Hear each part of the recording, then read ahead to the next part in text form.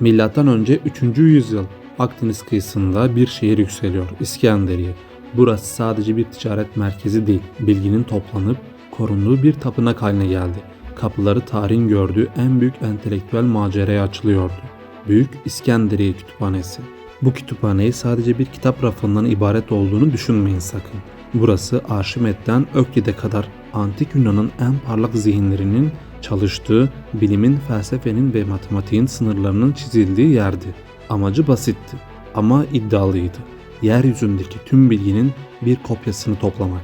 Ancak bu eşsiz hazine tarih sahnesinden silindi. Tek bir günde mi yoksa yüzyıllar süren ihmal ve fanatizmle mi? Kesin nedeni hala tartışılsa da sonuç kesindi. Milyonlarca bilgi kayboldu. Eğer bu bilgi kaybolmasaydı medeniyetimiz bugün nerede olurdu? Onlarca bilimsel ve felsefi keşfin yeniden yapılması için harcanan yüzlerce yıl boşa mı gitti? İskenderiye Kütüphanesi'nin kaybı bir bina yangının değil, insan potansiyelinin yitirilmesi trajedisidir.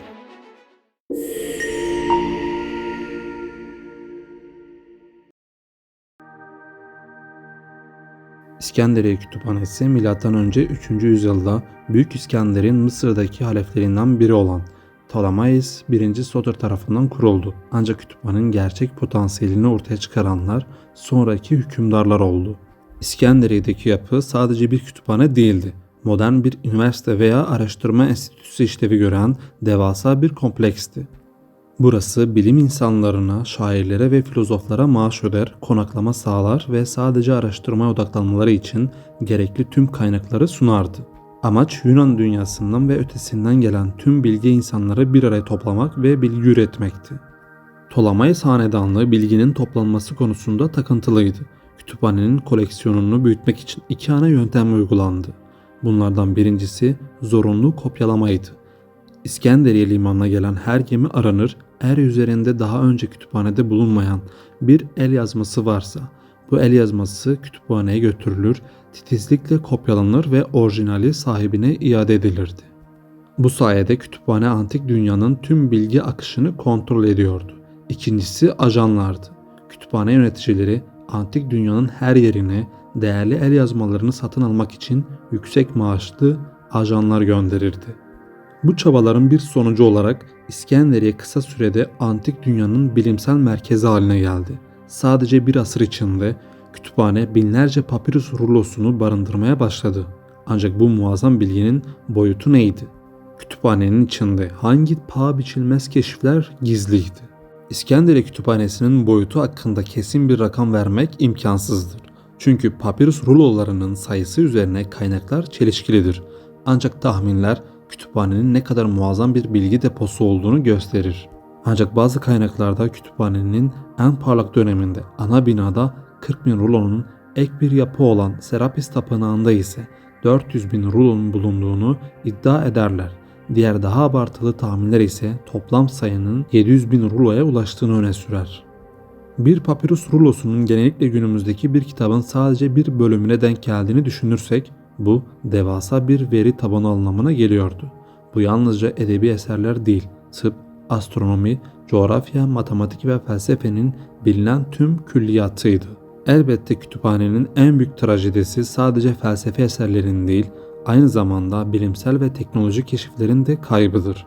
Kütüphanede çalışan veya eserleri orada bulunan bazı dehaların başarıları medeniyetin ne kadar ileri gidebileceğini gösterir. Mesela kütüphanenin baş yöneticilerinden biri olan Eratosthenes gölgelerin düşüş açısını kullanarak dünyanın çevresini şaşırtıcı bir doğrulukla sadece %1 ila %15 hata payıyla hesaplamıştır. Örneğin Arşimet'in birçok eseri ve icadı da bu kütüphanede bulunuyordu. Antik dünyanın en büyük gökbilimcisi olan Hipparchus'un yıldız katalogları ve haritacılık üzerine yaptığı devrimci çalışmalar da yine burada kayboldu. Bu bilgilerin yok olması sadece bir kayıp değil, medeniyetin gelişiminde 100 yıllık bir gecikme yaşattı. Örneğin Eratosthenes'in dünyanın büyüklüğü hakkındaki bilgisi kaybolunca sonraki nesiller dünyayı tekrar küçük ve düz sandı. Kolomb'un Amerika'ya gitme teşebbüsü kısmen bu yanlış hesaplamalara dayanıyordu. Eğer Arşimet'in tüm matematiksel çalışmaları kurtulsaydı bazı tarihçiler 16. yüzyıl bilimsel devriminin Rönesans'ta gerçekleşebileceğini speküle eder. Kaybolan sadece papirüsler değildi elbette. Kaybedilen insanın hızlanma potansiyeliydi. Peki bu muazzam bilgi hazinesi tek bir olayla mı yok oldu? Yoksa bu daha yavaş ve sinsice ilerleyen bir trajedi miydi? İskenderiye Kütüphanesi'nin yok oluşu tarih boyunca farklı şekillerde anlatılmıştır. Ancak çoğu zaman bu trajediyi tek bir büyük olaya indirgeme eğilimi gerçekteki karmaşık ve uzun süreli yıkımı gözden kaçırmıştır. Kütüphanenin yok oluşu ile ilgili en popüler ve yanlış inançlardan biri sorumluluğun Julio Caesar olduğu efsanesidir. M.Ö. 48'de Sezar İskenderiye limanını kuşatırken filosuyla birlikte yanan gemilerini limandan uzaklaştırmak zorunda kalır. Bu yangının limandaki depolara sıçradığı ve bazı kaynaklara göre kütüphaneye bağlı olan depolardaki 40.000 rulo papirüsün yok olmasına neden olduğu doğrudur. Ancak Sezar'ın yaktığı kütüphanenin tamamı değil, muhtemelen depolarda saklanan ya da taşınmaya hazırlanan bir kısmıdır. Kütüphane bu olaydan sonra yüzyıllarca varlığını sürdürmeye devam etmiştir mesela. Tarihçiler kütüphanenin tek bir büyük felaketle değil, yüzyıllar süren entelektüel ihmal ve sistematik şiddetle yok olduğu konusunda hemfikirdirler. Ptolemaios hanedanlığı zayıfladıkça kütüphaneye sağlanan maddi destek ve bilim insanı maaşları kesildi. Papirüsler çok kırılgan olduğundan düzenli kopyalama ve bakım olmadan yavaşça çürümeye başladı. Milattan sonra 4. yüzyılın sonlarında Hristiyanlık Mısır'da güç kazanırken paganizme ait veya Hristiyan inancına ters düşen felsefi ve bilimsel metinler yok edilmeye başlandı. Milattan sonra 391'de Theodosius fermanının ardından Serapis Tapınağı saldırıya uğradı ve buradaki koleksiyonunun büyük bir kısmı yok edildi. Bazı teoriler kütüphanenin en son kalıntılarının 7. yüzyılda İskenderiye'nin Müslümanlar tarafından fethi sırasında yok edildiği öne sürer. Ancak bu teoride modern tarihçiler tarafından tartışılmaktadır. Önde gelen görüş bu dönemde kütüphanenin zaten büyük ölçüde boş olduğudur. Kütüphanenin asıl trajedisi yavaş, acısız ve sinsi bir unutulma süreciydi aslında. Tek bir büyük patlama yerine sistemli bir şekilde finansmanın kesilmesi, bilim insanlarının dağılması, bakımın durması ve en sonunda inanç temelli saldırılarla geriye kalanların yıkılması bilgi çağını sona erdirdi. İskenderiye'nin kaybı sadece antik çağının sonu değildi. Aynı zamanda Batı medeniyetinin karanlık çağlara girmesine de yol açtı. Peki bu kayıp medeniyetimizin gelişimini ne kadar geriye atmıştı? İskenderiye Kütüphanesi'nin yok oluşu sadece antik çağın sonu değildi. Bu bilgi birikiminin durması ve medeniyetin gelişiminde muazzam bir hız kesici görevi görmesi anlamına geliyordu.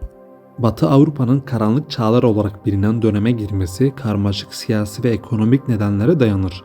Ancak İskenderiye'deki bilgi deposunun kaybı bu süreci hızlandıran entelektüel faktörlerin başında gelir. Antik Yunan ve Roma uygarlığı bilgiyi sistematik olarak toplama ve analiz etme yeteneğine sahipti.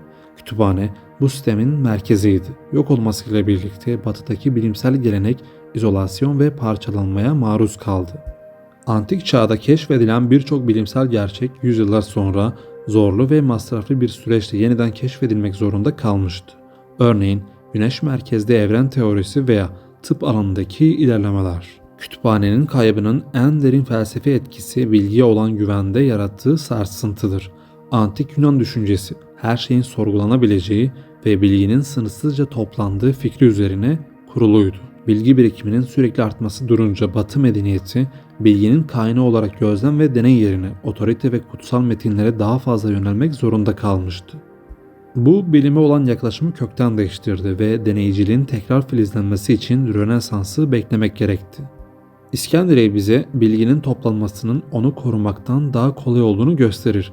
Papirüsler rutubet, böcekler ve yangın karşısında son derece hassastı. Bilgi kaydetmek için kullanılan bu materyal aynı zamanda onun yok oluşunun da garantisi oldu. Aslında paradoks şudur: antik dünyanın bilgiye olan tutkusu tüm eserleri tek bir yerde toplayarak onu tek bir zayıf noktada savunmasız bıraktı. Dağıtılmış bir koleksiyon belki de felaketlerden kurtarabilirdi. İskenderiye Kütüphanesi'ni yok eden papirüslerin fiziksel kırılganlığıydı. Dijital çağda ise en büyük düşmanımız eskime ve format bozulmasıdır. Dijital dosyalar papirüslerden daha uzun ömürlü olabilir elbette. Ancak onları okuyan teknoloji hızla eskir. 1980'lerdeki bir disketteki bilgi bugün onu okuyacak uygun bir donanım ve yazılım olmadan anlamsızdır. Mesela link çürümesinde internetteki web sayfalarının ve kaynakların ortalama ömrü de şaşırtıcı derecede kısadır. 1/4'ü 10 yıl içinde kaybolmaktadır. Bilgi kaybolmaz elbette. Sadece erişilemez hale gelir. İskenderiye bilgisini tek bir yerde toplayarak savunmasız kalmıştı. Biz ise bilgiyi dağıtmak yerine onu sürekli değişen bir teknolojiye teslim ederek savunmasız bırakıyoruz. Modern kütüphaneler ve kuruluşlar İskenderiye'nin hatalarından ders alarak bilginin korunması için devasa çabalar gösteriyorlar. Bunlardan biri dağıtım ve yedekleme. İnternet arşivi gibi projeler bilginin tek bir yerde değil, coğrafi olarak dağıtılmış birden çok sunucuda ve farklı formatlarda yedeklenmesi ilkesine dayanır. Bu bilgi kaybı riskini dramatik şekilde azaltır. Bir diğeri ise kalıcılık çabasıdır. Arşivciler bilginin sürekli olarak güncel formatlara göç ettirilmesi gerektiğini biliyorlar. Bu bilginin korunmasını bir kez yapılan bir işlem değil, sürekli devam eden bir görev haline getirir. İskenderiye Kütüphanesi'nin kaybı bize bilginin sadece bir hak değil, aynı zamanda sürekli korunması gereken kırılgan bir miras olduğunu hatırlatır. Eğer bilimsel ve felsefi ilerleme binlerce yıllık emeğin birikimi üzerine inşa ediliyorsa, o birikimin her an yok olma tehlikesi altında olduğunu unutmamalıyız. Evet, bilgi yıldızı olan İskenderiye bize öğretti ki, kütüphanenin yok oluşu, bir medeniyetin ne kadar ileri giderse gitsin, entelektüel ihmal ve fanatizm karşısında ne kadar savunmasız olduğunu gösteren ebedi bir uyarıdır.